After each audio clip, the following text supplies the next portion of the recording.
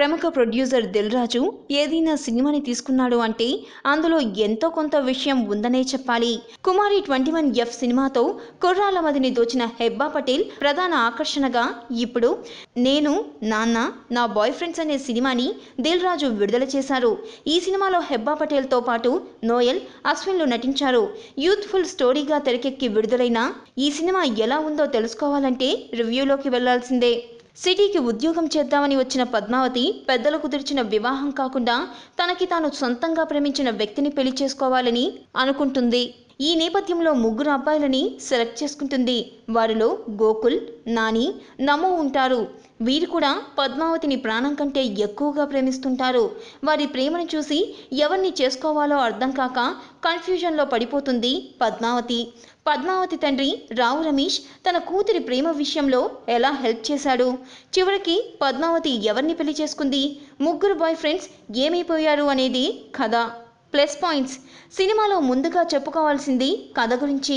ఒక అమ్మాయి ముగ్గురు అబ్బాయిల్ని ప్రేమించడం అనే కాన్సెప్ట్ని అటెంప్ట్ చేయడం అనేది సాహసమే. కథ సినిమాకి ప్లస్ పాయింట్ అనే చెప్పాలి.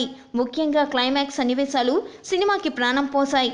పద్మావతి పాత్రలో మరోసారి హెబ్బా పటేల్ కుమారి 21Fని గుర్తు చేసేలా యాక్ట్ చేసింది. ఇక రావు రమేష్ తన మార్క్ యాక్టింగ్తో సినిమాకు ప్లస్ అయ్యాడు. మ్యూజిక్ కూడా సినిమాలో బాగుంటుంది. మైనస్ పాయింట్స్: సినిమాలో చెప్పాలనుకున్నది ఏంటి అనేది క్లారిటీ లేదు. ఫాదర్ డాటర్ల రిలేషన్షిప్ గురించే అయితే ఇలాంటి కథ అవసరం లేదు. సెంటిమెంటల్ అండ్ ఎమోషనల్ కథని రాసుకోవచ్చు. ఒక అమ్మాయి ముగ్గురు యంగ్స్టర్స్ని అంత ఈజీగా ముగ్గులోకి దింపేస్తుందా అనేది అసహజంగా ఉంది. మగాళ్ళు ఎవరూ కూడా ఇప్పుడు అంత సులువుగా పడిపోరు. ఇంకో విషయం ఏమిటంటే ఒక అమ్మాయిని ప్రేమిస్తున్నాను అంటేనే వేరే వాళ్ళు డ్రాప్ అవుతారు అన్న పాయింట్ కూడా మర్చిపోయాడు దర్శకుడు.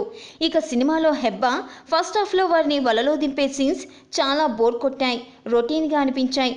జబర్దస్త్ టీం అంతమంది ఉన్నా కూడా కామెడీని పండించలేకపోయాడు దర్శకుడు. సెకండ్ హాఫ్ కూడా భారీగా నడుస్తుంది. నెమ్మదిగా స్క్రీన్ ప్లే ఉండటం వల్ల కథ తేలిపోయినట్లుగా అనిపిస్తుంది. ఇలాంటి కొత్త పాయింట్స్ని కథాంశంగా ఎంచుకునేటప్పుడు స్క్రీన్ ప్లే అనేది అత్యంత అవసరం. డైరెక్టర్ అది మిస్ అయ్యాడు. ఫస్ట్ హాఫ్లో కూడా కథనం చాలా స్లోగానే ఉంటుంది. విశ్లేషణ: ప్రేమ కథా చిత్రాలు ఎక్కువగా వస్తున్నప్పుడు ఇలాంటి ప్రయోగాలు చేయాల్సిన అవసరం ఉంటుంది. ఎందుకంటే కథని కొత్తగా ప్రేక్షకులకు చెప్తే రిసీవ్ చేసుకుంటారు అని ఇలాంటి ప్రయోగాలు చేస్తుంటారు. అయితే అప్పుడప్పుడు అవి బోల్తా కొడుతుంటాయి.